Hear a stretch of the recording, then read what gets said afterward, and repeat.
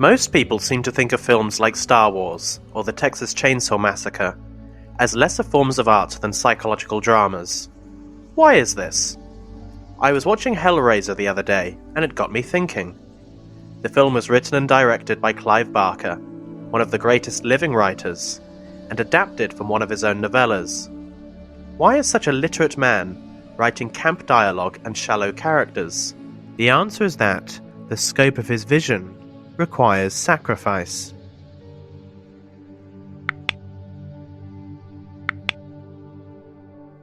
Avatar is a classic example of this. The film is often criticized for its oversimplistic conflict, humans colonizing an innocent alien species to steal their resources. But the point of the film was to showcase its special effects. James Cameron oversaw the world's largest motion capture stage to demonstrate that a film can be almost entirely shot in CGI without looking awkward. He also adopted an entirely new way of lighting massive 3D computer environments for the movie. An intricate plot would have limited the range of environments and action scenes, so a sacrifice had to be made. George Lucas similarly put limits on his dialogue for the sake of brevity. Harrison Ford allegedly threatened to tie him up and make him read his own lines. Mark Hamill claims to still have nightmares about having to say the following: "But we can't turn back. Fear is their greatest defense. I doubt if the actual security there is any greater than it was on Aquilai or Soas, and what there is most likely directed towards a large-scale assault." Though a sacrifice in one sense, it doesn't harm the movie, for George Lucas is a master of showing rather than telling. Everything we need to know about the characters can be seen. Darth Vader is the imposing villain. Luke Skywalker is the moralistic hero. Han Solo is the lovable rogue. The camp dialogue also creates a feeling of nostalgia for the kitschy era that inspired it. "You are part of the Rebel Alliance and a traitor. Take it away!" The Texas Chainsaw Massacre is another film that makes sacrifices. Made on a budget of $80,000, it remains full of spectacle.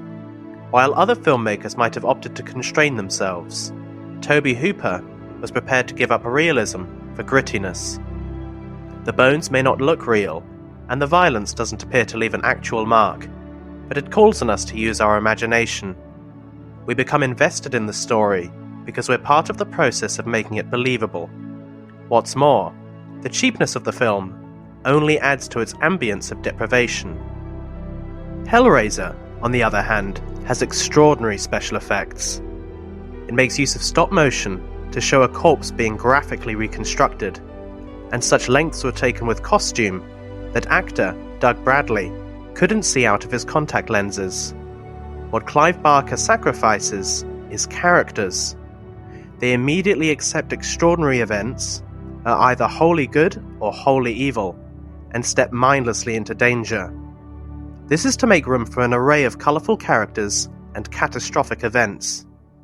Over less than an hour and a half, we meet Frank, a hedonist who goes to supernatural extremes of pleasure-seeking.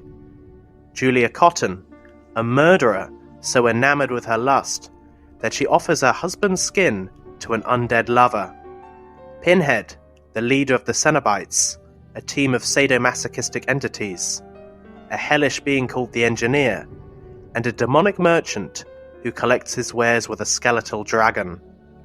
It would be wrong to look down on films like Star Wars when they have been a resounding success, and not just in the box office. The directors treat them like a piece of architecture, using every frame to support a fulfilling climax. The plots might be thin, but they are compact. The characters might be shallow, but they are memorable. And what's more, sacrificing depth gives the directors greater freedom to explore what can be achieved on film.